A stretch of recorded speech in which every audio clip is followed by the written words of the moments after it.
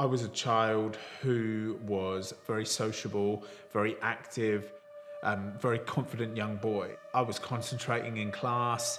I liked sports when I was growing up. I liked hanging out in the park when I was growing up, going out on my bike, meeting my friends, and I never told anybody about what was going on.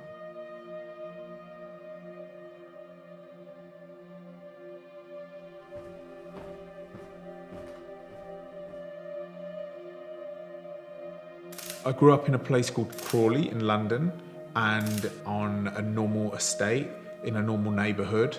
I went to a public school, primary school. Up until I was 8 years old, I was just living as a child. I wasn't thinking about the future. You're just living in the moment, aren't you, at that age? So I was an energetic child with lots of friends and doing well at school and excelling in sports. And my home life was good. There was nothing out of the ordinary about anything that was going on with my life. There was a man who would come around the house, a trusted member of the family. He would come to parties and gatherings, and he was a trusted member of society also. I believe the more he spent time with me, the more he took a liking to me. I remember there was a girl group out at the time called TLC, and they had the song called No Scrubs, and I believe that was their album. And I wanted it so bad, but there was just no way of me getting hold of it. But I remember that he actually bought me that CD, and when he gave it to me, I just remember feeling really happy. I mean, how do you feel when somebody buys you a present at that age that you usually couldn't get? I mean, you're just over the moon. And I just felt really connected with him at that stage. Now, just for context, he was 25 years old. So it's not like he was an old man. He was an older boy in my eyes that I kind of looked up to. I thought he was cool. So anything that he was telling me, I was trying to do. Looking back at it now, of course, I can see that he was befriending me. He was making sure that I thought he was my friend and we were best friends. So it was just a good technique for him to kind of hook me in. And we've always just got to remember that your memories from those ages are so small compared to like the things that you remember and in the detail that you remember now. But I just cannot tell you like any kind of timeline whatsoever. All I know is we've got the TLC album as a moment. We've got playing Sonic the Hedgehog 2 as a moment on the Mega Drive. We've got playing football as a moment. And that's where it starts to become really confusing from my side and very frustrating because I can't tell you the order. And also it then starts to become very difficult to talk about, because if you're talking about this for the first time and you're very unsure about actually all the sequence of events, and you're worried about possibly reporting to the police or telling somebody for the first time, and you feel unsure yourself, it then gives you a lack of confidence to ever say anything.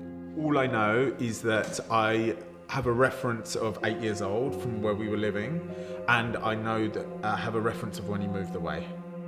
So the sexual abuse that was going on with me and this man, I've got a series of video snippets of that in my head that I can remember so vividly, in detail, maybe because they're so horrific. It was kissing, touching, fondling, oral, and everything but actual sexual intercourse.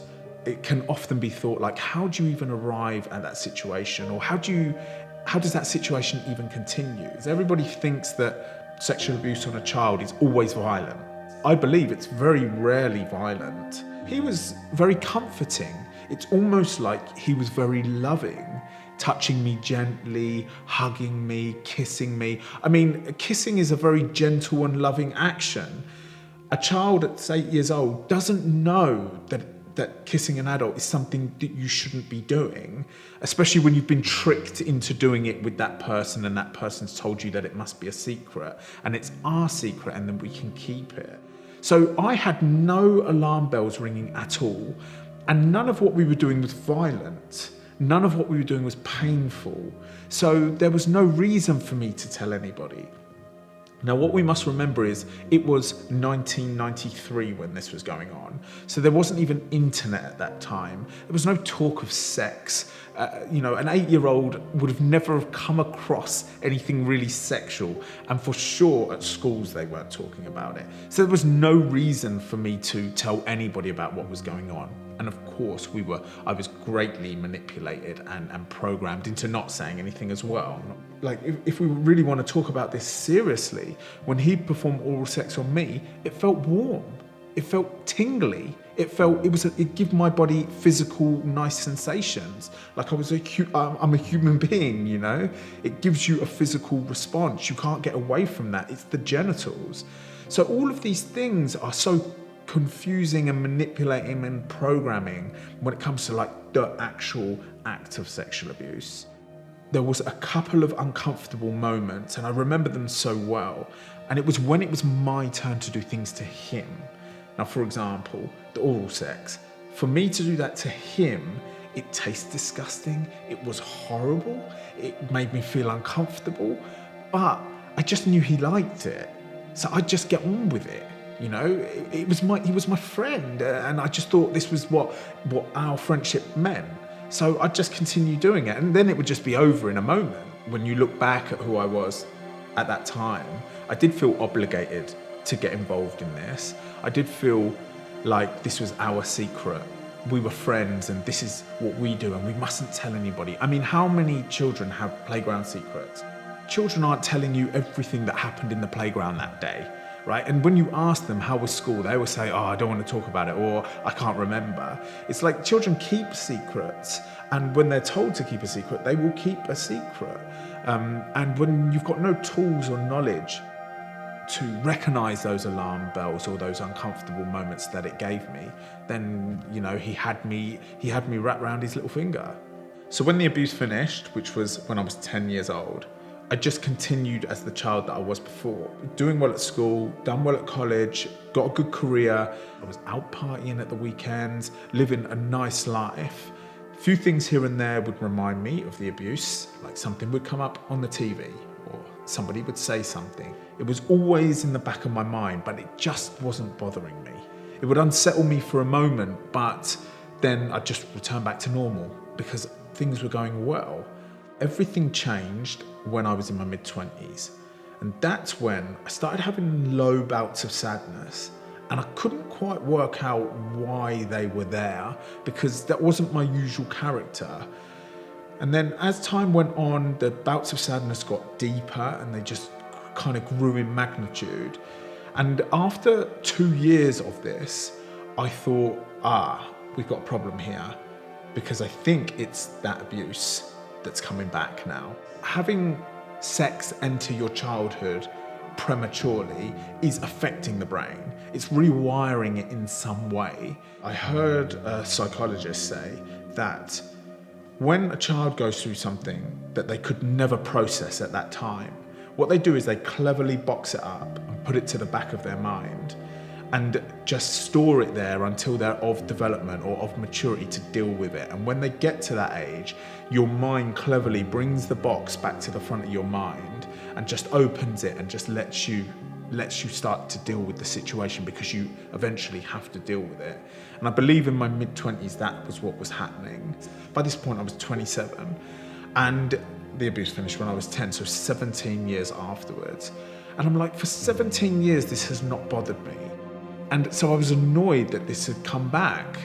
Now my technique or my strategy was, well, if I just bat it away, it's eventually going to dissolve and disappear. I mean, what 27-year-old man wants to start talking about another man that sexually abused him when he was a child? Nobody wants to talk about that. So I tried my hardest to ignore it. The thoughts would come and I'd ignore them. The thoughts would come stronger and I'd ignore them. But after 2 years of doing this, I realized that I wasn't getting anywhere with it. And that is when, and really, I don't know why I thought this would be a good idea, but that's when I thought, you should tell somebody, because this whole ignoring it is not working. I'm not sure why I came to the conclusion that telling somebody was a good idea, but thank goodness I did. I'm very lucky to have a close group of friends that I trusted to tell. That is a very important point that I like to make. Because after I'd thought hard about what had happened for the 2 years and realized that what I needed to do was speak to somebody about it, I started to gear myself up to do that. And I'd be in the pub with friends and I'd be like, I'm gonna do it now. just do it, just do it, just do it. But then I literally could not get the words out. I'd go home and I'd be like, you just really should have done it. It would have been fine. The next opportunity, you've got to do it. And I'd be sitting around with friends and I'd be like, right, just say it now, just say it now, just say it. It's almost like a physical block in my body that wouldn't allow me to say it. But then the third time I went for it, I was drinking, I was with my friend, and I just remember saying to him, mate, you are never gonna believe what happened to me when I was younger. And when I actually told him, he could not believe it. I will always be very grateful to him because without him realizing, he gave me the perfect response, which was, of course, he believed me. He was sad for me. He was angry for me. He was frustrated for me. He gave me every emotion, which is what I needed. And we talked about it. You know, I told him about what went on and he just was like wondering why he didn't notice. He was wondering why he didn't ask the right questions. But of course, I mean, he was never to know. Nobody was ever to know. And I woke up the next morning. It was like a weight has been shifted off my shoulders. It was like an incredible feeling of release, but also, very interestingly, a very intense feeling of confidence. I felt like, wow, you could actually talk about this without any problems, and people aren't going to laugh at you. People aren't going to think any worse of you or think that you're lower in some way. They're actually just going to have empathy for what you're saying. And I started to think, well, why don't you tell another person? So I then told another person, and then maybe some months later I told another friend. And I kept doing this month on month until I told my close circle of friends. And the way I was talking about it started to change because I started to talk about it with like a lot more confidence. I started branching out to my outer circle. Maybe I'd tell my friends' partners or I'd tell my friends' parents. That's when things really started to evolve because I started to understand that there's such power in these stories. No shame, no embarrassment. I feel like when you speak about anybody that abused you in any way, there is an intense feel of threat in your mind, as if they're still a threat to you. We need to remind ourselves that we're adults now and that situation has no threat to us. That's something that I learned through this journey of speaking out. So the more I started thinking about the sexual abuse that I went through as a child, the more I started to think about the man that did this to me. Where was he now? And was he doing it to more children? That was the important point. And I felt some almost responsibility to find out, because how can I live knowing that there's a man out there with a tendency towards children and I haven't done anything about it? So I started searching for him online. Now I had his name and I came across his Facebook profile and there he was in his pictures. Now my heart's racing as I see him for the first time for 25 years. And I say to myself, just look at him. It's almost like I needed just to face that fear. Now I messaged him saying to him, you need to meet me. We need to talk about what happened 25 years ago. And I said to him that if you don't contact me, I'm gonna have to go to the police. I press send, I go and do my thing. I go back on my Facebook 2 hours later and he's blocked me. So I decide to go and report him to the police. The police were very supportive in the way they handled the situation. I went in to give my statement. It was a 3-hour statement where I detailed everything, the taste, the touch, the feel of him. It was the most explicit level that I'd ever talked about the sexual abuse previously. Now, usually they have an officer questioning and they have an officer, also another officer, to support my well-being, but they don't have enough money anymore for the second officer. So that just gives you an idea of how underfunded these situations are. They take my statement and they begin investigating. They put him on voluntary arrest, which allows him to come to the station himself, which is always going to be a mistake because that gave him the opportunity to wipe his computer clean if he needed to. And they interviewed him. Of course, he denied it. They also interviewed all of my friends that I'd ever told. And now we come to a big problem. The police are continuing the investigation and they're asking me more questions. How often was he at the house? How was he even arriving at the house? And these are all questions that I didn't have any answers to. And the only people that have answers to that are my parents. And I always wanted my parents to go to their grave never finding out about what happened. But the fact that they had to be interviewed by the police meant that I had to tell them. And I will never forget their face the day that I told them. It has literally ripped their lives apart, and they will never ever recover from this because they're parents, and they will feel and always feel that they failed to do their duty of keeping me safe. So that has torn their whole existence apart, and I wouldn't be surprised if they wake up every morning thinking about this and going to bed every morning thinking about this, blaming themselves. Now, the police investigation lasted for 9 months and eventually was closed because the police force can only take the strongest cases that year to court, and mine wasn't strong enough to make the cut. This was done in 1993. There wasn't a text message, there wasn't an email, there was none of that. Unfortunately, there's just not enough money to take every case to court. So my case didn't make court and they closed the case. So I have to swallow the fact that that man did something, he denied it, and he's still out there, most probably, statistics show us, doing this to more children, and that is a big problem. Because who knows what would have happened if we could have got that man in the dock. He probably would have crumbled under the pressure. I always want to make the point that throughout my prosecution attempt against the man that abused me when I was a child, the police were extremely supportive, but they are limited in what they can do due to funding. And the fact that my case got closed and we couldn't get a prosecution and take this to court is because of a lack of money. It's not that because of a lack of effort of the police, and I always want to make that point clear. Once the police investigation had been called off and I appealed it and was told that there was nothing that could be done, but I just couldn't shift the anger. He had denied it. How dare he deny it?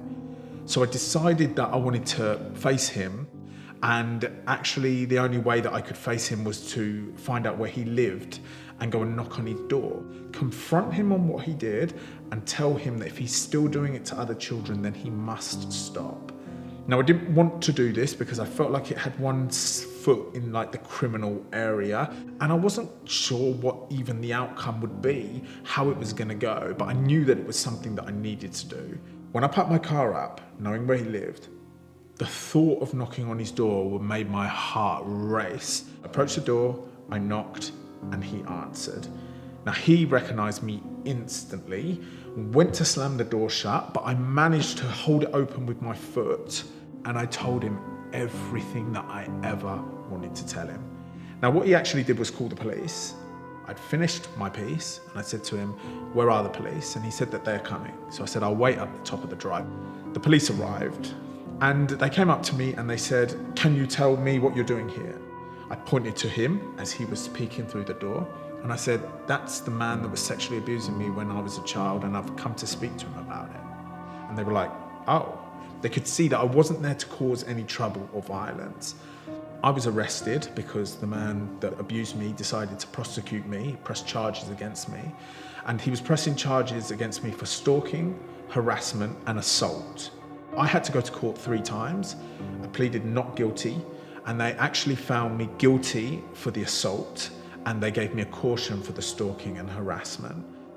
I was told by my barrister that they cannot be seen to be allowing people going and knocking on people's door, and they have to caution you and prosecute you for something, and that situation is now over. I will not pursue him anymore. I've done everything that I can, but there is still the big problem, because people often say, "Oh, now you can put it behind you, now that you have closure," and it just confuses me that we even have that viewpoint, because the big problem is there's still a man out there that we know has got a tendency towards children. No one's monitoring his whereabouts, what job he does, what he's doing online. And that is where the big problem is. And that's when it starts to become bigger than my story. Everything I learned on this journey showed me that there is so much strength in stories. And actually, when I started speaking out loud about what happened, just gave me such a great release and a confidence with what happened and helped me deal with it. So I wanted to give that same opportunity to others that wanted to share if they wish to do so. So I launched a new platform online called Something to Say, and that's where we started to share other people's stories, and people started to express what happened to them when they were children. And this thing just started to gain momentum, and we started to evolve it into different areas, and now it's just really become a thing. Something that I'm really trying to push here is the awareness, getting people to understand that this doesn't happen in certain communities or certain social circles. This is actually creeped into all communities and all societies, and it's something that we really need to work hard at changing the perception of it, changing the importance of it, changing the priority of it. Now, I believe that there are some key areas to doing this. Number one is to show people and allow people to speak their story with strength and courage, to let them know that we will not hold them to any shame or embarrassment, and just to show people that that can be done if they wish to do so. The next one is education. Let's just get the young people educated on the simple things, like where the private areas are on their body and what to do if anybody goes near them. There are just simple pieces of education, along with the stranger danger conversation and say no to drugs conversation. These are all in the same pot. Let's get the young people, give them the tools and the knowledge to understand if something's happening to them and that they can tell us. I often ask the question, is paedophilia something that somebody's born with, or something that somebody learns as their life goes on? I don't know what the answer is, but what I know is it is preventable. How are we going to catch them or help them not do it for the first time? Because guaranteed, once they've done it once, they'll continue doing it for the rest of their lives. And it's all about prevention here. We need to be working towards prevention, and that's what a lot of the movement is about. We're receiving messages every day from people saying that the platform has given them strength and courage to speak out themselves, in particular men, because men don't see other men speak out very often. So to come to this platform, Something to Say, and see how much strength and courage there is around this. I'm also getting lots of messages from parents saying that we've opened their eyes to opening conversations with their children in their family, just on the simple rules of private areas, what to do if anybody approaches them that they don't know online, etc. These are all incredible moves forward. I want to get as creative as I can in communicating this topic in a way that people become interested in it. They're curious to know more, they're curious to learn more, because at the moment, people turn away from it. Nobody wants to be scrolling on their social media. They just scroll past it. I don't want it to be like that. I want it to be like, oh my God, that's really difficult to watch, but that's so interesting. I've learned so much. So I want to really turn this on its head using film, animation, and photography. There needs to be more support services for victims to help them manage the memories of their past. There needs to be more support services for people who are offending, who are trying to not offend. There needs to be somewhere for them to go. There needs to be more funding for the prosecution system so that we can actually get these people prosecuted, get them monitored for the rest of their lives, just to ensure that they're not going to keep reoffending. I believe child sexual abuse is completely preventable, and we must make a change, and we must not stop until we get it.